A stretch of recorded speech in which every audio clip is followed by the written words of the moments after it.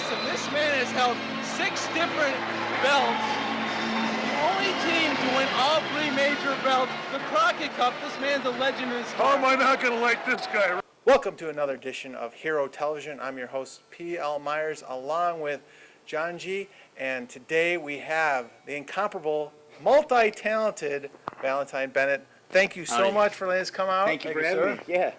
And for the fans out there, they see you performing all over the Chicagoland area. We saw you up even in Fox Lake. I mean, world traveler that you are. Global traveler. Global traveler, yes. Global traveler that he is. For the fans out there that see you perform solo, you also perform with Key Simple. Tell us how you got your start. Well, my older brother played piano, and like most young kids, I aspired to be like him, so I started taking piano lessons at 8. I was classically trained on the piano, and that was nice. And then my dad also played guitar, so for my 11th, when I turned 11, for Christmas, I asked for a guitar, and thank God he got me one, and I never put it down, and pretty much here I am 30 years, 25 years later. Yeah. When you were thinking of music back in school, is that something you want to really aspire to do? I pretty much decided around the age of 16 that's all I wanted to do, was to be a performer, to play music. Was never really a great student, and all I really liked to do was play music. So I think it was pretty easy decision for me early on. Well, now, when we're teenagers, we all want to either be baseball players or rock stars, right? And you had the interest in it, but like, what made you think, yeah, I could really do this? Well, my family was very supportive, and luckily, I think luck for sure, but also luckily for me, I started very young. So by the time I was kind of, a junior, senior in high school, I was already a good enough player that I had the confidence that it was something that I could maybe do in my adult life. If I would have started when I was 20, by the time I would have been able to string a couple of chords together, I probably would have been too damn old to. So a lot of support from family, and then I guess the dream was so strong in me that there was no other way. I just had to do it. And was there a point in your journey where you said, yeah, this is going to work. This is going to be my life, and I could pull this off? I always felt like I was destined to do it. I always felt like I was going to make it. Make it. Still waiting for that to happen, but that's all right. We're still, going along for the journey. So, when you were growing up, who were your heroes? Who did you look up to? As far as artists, I would say some of my biggest guitar heroes are David Gilmour, Eric Johnson. As I've gotten older, that's morphed a little bit into some other players like John Mayer, Keith Urban. Vocalists. I was definitely a 90s kid, so I was a huge fan of Chris Cornell. Yeah. And with the music that with all the guitar players and stuff, you also play a lot of country music, and it's gone into that lane. Is because nowadays it's so hard. It's like you're either this, or this, but you cross over so many. I know you have a soft spot with country music. And how did you decide to go that way? You growing up, did you say, this is the music I really enjoy? Is it the lyrics? What drew you into the country realm? I kind of just felt like I naturally fit into it. I was very much more of a rock guy, but I've never been able to be really a rock singer. So, kind of growing up, I played a lot of different styles to music, and as I progressed as a singer and as a player, I just kind of, everything just was kind of pushing me into that space. And then I think, maybe 2005, 2006, I heard a Keith Urban song, and I never heard of him before, but I heard Somebody Like You, which I play very, very regularly, one of my favorite country songs. But I heard that, and I just felt like that style and that sound was fit me very, very well. And ever since then, it's just kind of been a genre that I've, kind of played around with, and everything just kind of fit in place with that. Even my songwriting, it just seems to all encompass kind of who I am and how I play. So it was kind of just just a perfect fit, I guess. Now, for the fans out there that aren't quite as familiar with your music and your career, what exactly, like, do you play in bars? Do you play, I know you do, you have CDs out, I know you travel national. Can you give us a little semi-autobiography of where you are doing and what you do now? Sure. Yeah, play professionally about 125, maybe 150, who knows, plus shows a year. I play in a festival and a club band called Semple. Our lead singer, Keith, was on Team Adam on The Voice a few years ago. So we do that, and then I play a lot of solo shows myself, really trying more so to transition my solo career into predominantly just original career writing original music and playing original shows. So, and then I do a lot of like online live performances. So typically once a week, I took a couple of months off because the summer festival season's been very busy, but typically once a week on my Facebook page, I'll go live. I'll play for about 40 minutes and interact with the fans and give away some free merch and stuff like that. So I'm continually trying to find new ways to be a little different and I guess innovate in what I'm doing. For years and years, I was just kind of, as a solo guy, playing in restaurants and bars, and after 10 years and not really getting discovered or even noticed by too many people, I thought that I might need to try something else, and the online performances has been a great avenue for me to gain people's attention. And Now, you said you go to Nashville. Yeah. What do you do in Nashville? a lot of networking, just trying to make friends. I've been going down there and recording music.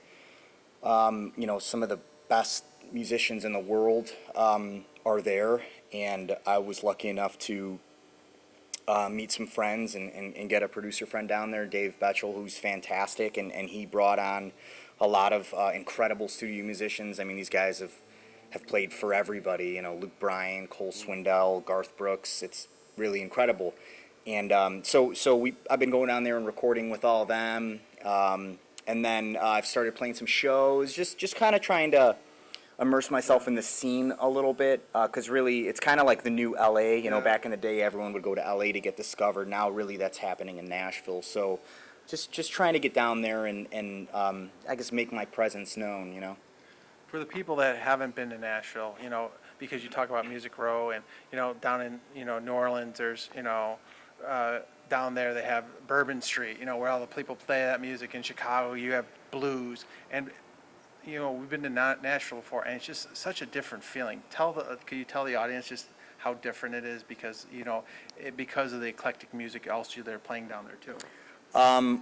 Well, it's pretty amazing in that, especially on Broadway, any day of the week at any time, there is music in every bar, and all these restaurants some of them have 5 levels, and on every level there's a band. A lot of it is country based, but they do play a lot of other genres, but it's impossible not to miss music, and I don't know, there's kind of an energy there. I mean, it really is a growing place and a growing city, and you can just feel that vibe when you're there. There's a lot of life in the scene. It's just. And on top of it, with all the different musicians and that, what's been the response you've gotten? Because you're playing down there, and there's different types of country. There's the old school country. Then there's the Garth Brooks country. I mean, and now you have almost kind of like the new. I mean, it's hard to just define it because you have the country people going, well, there's the old school country, there's new school. But what's been the response from the audience down there for you? So far, response has been great, and the really cool thing is up here, we play, as you guys know, we play a lot of covers. Up here is an incredibly thriving music scene for musicians to make money playing covers and stuff like that, but down there they really want to hear original music, and in playing some of these original showcases in these crowds, people are specifically there to hear it, and they love it. I mean, the responses have been really, really great. People are just thriving to hear, something they've never heard before, and hear things, old ideas spoken in a new way. And there's plenty of cover acts down there too, but so far all of my experiences performing there have been just greeted just wonderfully. And I have some fans down there now too. I've been playing down there and people are coming to shows, so I guess it's working. That's a great thing. Very good. Yeah. Now, Paul and I are a little bit older than you. We won't say how little, just a little. So, and we've seen that the music industry changed a lot since we were kids. Oh, yeah. When we were kids, it was all about the record sales and all that. How has it changed since you got into it, and how have you had to adapt to it? Well, even in the last 10 years, it's changed drastically. 10 years ago, pre-streaming services, pre all this stuff, really the whole goal was to get a record deal. And, that still might be a good idea, but it's, number one, a lot harder to do. And number two, back then you almost had to do that. There was kind of, the record companies and the distributors and all that stuff, they were gatekeepers. And unless you had relationships with them and you got a deal, there was really no way to get your music to the masses. But now, as we've seen with social media and YouTube and Spotify and all these platforms, now, some kid that lives in a small town that's maybe never traveled outside of his town can have the opportunity to get the attention of the mainstream. So it really is the best time ever for independent artists to be out there and try to make a name for themselves. The only downside I see in all that is that there's a lot more fish in the sea now. There's just a lot more. I don't want to call it noise because that's not the right way to put it. Sure. But there's a lot more people out there that are able to do it. So you really have to try to find ways to set yourself apart from the masses to gain attention of people. So that's a little bit of a challenge, but adapting to that has kind of been something that is very interesting to me. We were talking about the Facebook Live thing. I'm kind of always trying to find new ways to set myself apart, and it's almost like a little bit of a challenge it's like, well, what can I do differently than everybody else, Well, how do you balance like the Facebook thing? You're giving it away free. Yeah. But you're gaining fans, hopefully, and notoriety. How do you balance that off with the trying to sell your stuff? It can be tricky. It can. Luckily, I play professionally in the Chicagoland area, so I'm getting paid for that. But, it's kind of, I suppose it humbles me a little bit in doing it because it kind of brings me back to my roots. I started playing for free when I was a kid and, playing open mics and playing birthday parties for free and all that stuff. And after doing it for a few weeks and seeing the reaction of the people that are watching it and seeing kind of, what it was doing for my social media presence, like all my reach, they call it on Facebook, right, was expanding and all that stuff. So it was like really quickly I was able to see that people were really enjoying it and really digging it. So it was like, I guess I don't look at it as like I'm taking my time to do something free. It's kind of like there's, not that I'm doing it for the benefits, but there are certainly benefits, and it's also a great way to just get to know my fans. I mean, I've even though we're not in person when I'm playing the lives, I do it right over here. But people feel like they're making more of a connection with me, and then in turn, I get to recognize their faces and know their names. And then when they come to shows, I can greet them by their first name. So it's just really been a great experience to get to know my fans and to build deeper relationships with them. So to me, that's kind of priceless. It's really actually better than getting paid, really. Oh, it makes sense. Totally. And when you're talking about not only going on Nashville and your fan base, now you're going into writing music. Some people they'll sing and they'll have someone write their song for them and then they'll perform it. But you are also now performing your own songs. What made you decide to like, hey, I want to sing, but now I want to write instead of, getting someone to get you a song? That process, when did you decide you wanted to do that creative process? So I've always been a songwriter. I've been writing songs. I think I wrote my first song when I was 11 or 12. So I've always been writing songs, but I definitely, in the process of becoming a professional musician, I got very much wrapped into the, over the years, over the last 12 years, I very much got wrapped into the mentality of like, hey, I need to make money, I need to gain a fan base, I need to get out there and play shows, and in focusing on that so much, I kind of let the original thing kind of put it on the back burner. And I guess in some way I thought that at some point that if I got enough fans and get enough attention that I would meet some people that would write the songs for me. But I love writing, and I've always been writing, and then a couple of years ago I had some serious health issues and I nearly died, and once that happened, it kind of, it changed things a little bit for me and made me realize like, hey, I kind of have gotten sidetracked from what the original goal was, which was to be an original artist. So after I recovered from, my troubles, I really have I have shifted my gears and just am really, really trying to focus on building the original thing. So, which is great though, because now I have, I'm still writing new material, but now I've got, 15 years of experience and some old songs that people have never, some of the stuff I never ever released. My latest track, that's out, Live, Laugh, Love, that song's like 5 years old, and no one ever heard it. But, some people hear it now and they love it.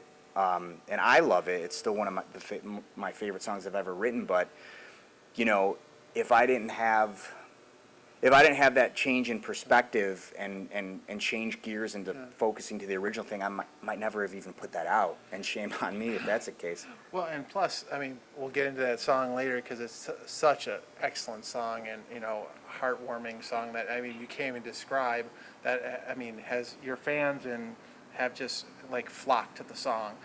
But when you first started writing songs till now, what's the biggest change? Because, we all grow up, we see it one way when have the stars in our eyes and we want it, but now you are a professional, people look to you, and now you write songs differently. What's the biggest change that has happened over the years in the process of writing songs? I would say the biggest change for me was when I was able to get outside myself and not necessarily write about myself. Very, very young on, it was, I felt like I had something to say, and people aren't really able to connect with a song if it's just talking about my story. It needs to be something, it needs to be a universal idea. It needs to be something that everybody feels and everybody can relate to. So once I was able to stop focusing on like writing about myself or my life, but I was able to find universal ideas and still put my spin on it and speak it in my own way, that was really a game changer for songwriting for me. So now I kind of, I really gravitate towards, like I said, universal ideas. Live, laugh, love is, I'm sorry. All right. Is anyway. Yeah. The Live, Laugh, Love thing is like the placard that you see on almost everybody's fridge or their wall or whatever. I've got a new song coming out called Home, and it's just about home being the place that, is dearest to everybody. And some of it is true for my life, but it's not exactly, I'm not exactly speaking about me. I was able to kind of get out, like I said, get outside myself and tell a story. Can you take us through a little bit of the songwriting process? Like, do you, in the middle of the night, does an idea come to you? Does the music come to you? Do the lyrics come? Like, just a quick shot of how it works for you. Oh, wow. There is no quick shot. There's probably 6 ways that I seem to write songs, but there's probably an infinite ways that people can write songs, because it really is, a lot of the times it really is kind of as you were describing, like wake up in the middle of the night with a cold sweat and then you run to the notepad and you write something down. But a lot of times what I'll do is I have a notepad on my phone, and a lot of times what I'll do is I will hear keywords, and then I'll write those keywords down, and those keywords are kind of the framework of an idea for a song. For instance, my new song, Live, Laugh, Love, when I wrote that, I was sitting at my desk 5, 6 years ago, and I was sending emails out, and a friend of mine was getting married, and he sent the wedding invitation, and on the invitation it said "Live, Laugh, Love," and I just it was sitting on my desk for a month, and I saw it, you know, but it was just in that moment. I looked down and I saw the postcard, and the song just fell out of me in like 15 minutes. But there's other songs where I'll have a weird melody line in my head, and I'll toy around with it, and I'll play with it for a while.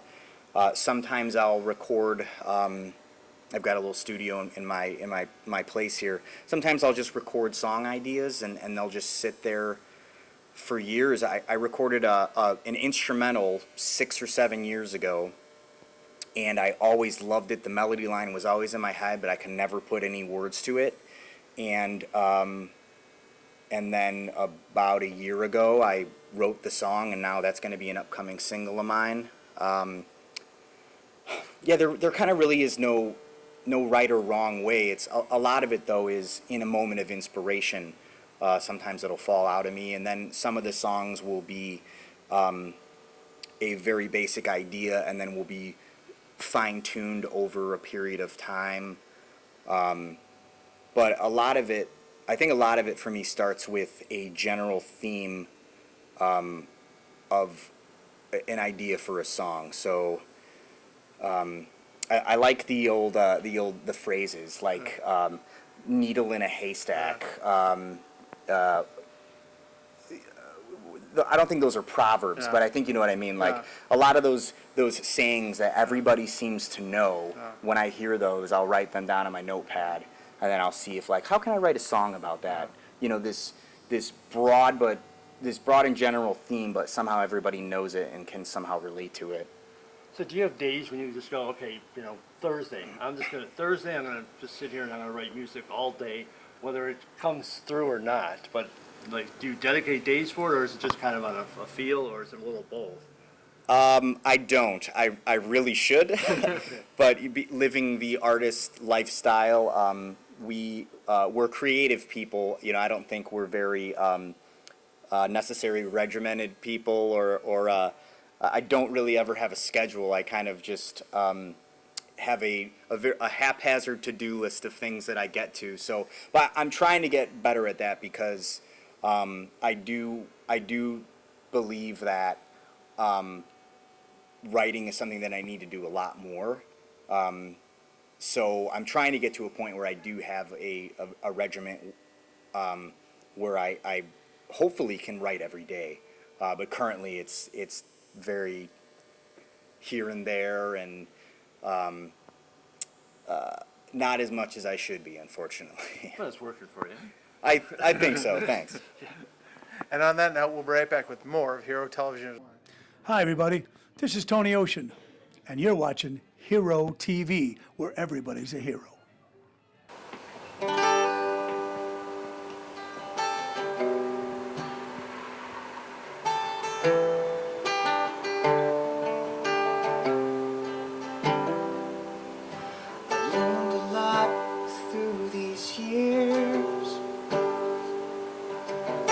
Walking this road of life, sometimes felt like a trail of tears.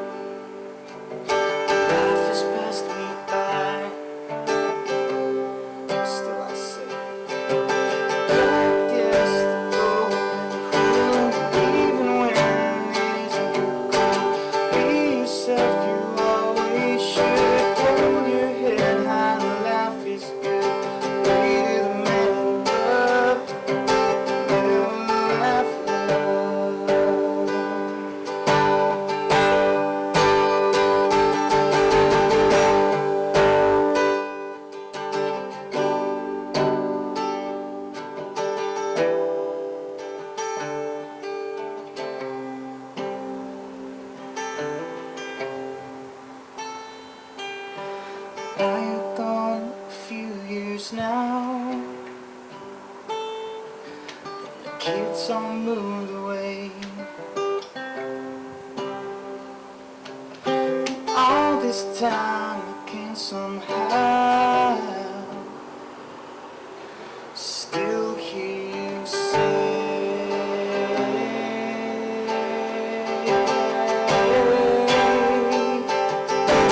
practice the golden rule, and even when it isn't, be yourself, you always should. Hold your head high, life is good.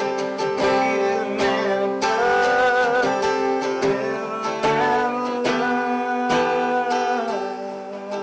Be the man above, live a life in love.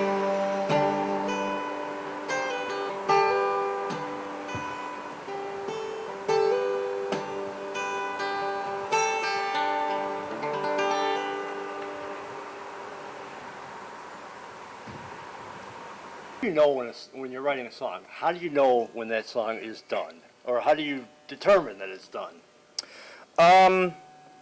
It's kind of a feeling inside.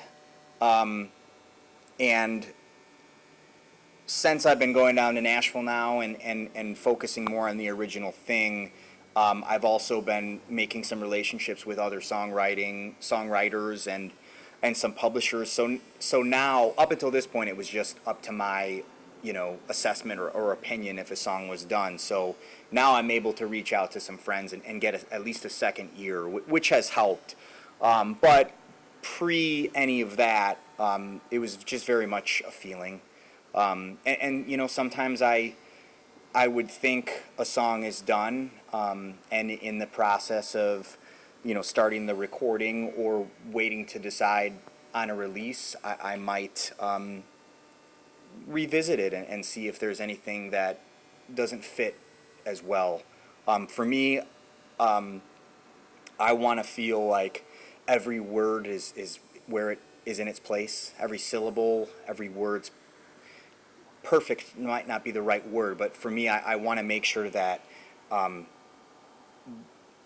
everything is exactly what and where it needs to be, and I'm getting my message across correctly. So I just kind of feel it inside, really. Do you ever go back then in old songs, or is that just like, would that just drive you crazy? Like once the song is, I'm talking about like a couple years old, not like stuff that you just did last week. Yeah, I've even gone to songs. I put out a record when I was in high school, when I was 17, and a couple of those songs I still play live. I've even gone back to those and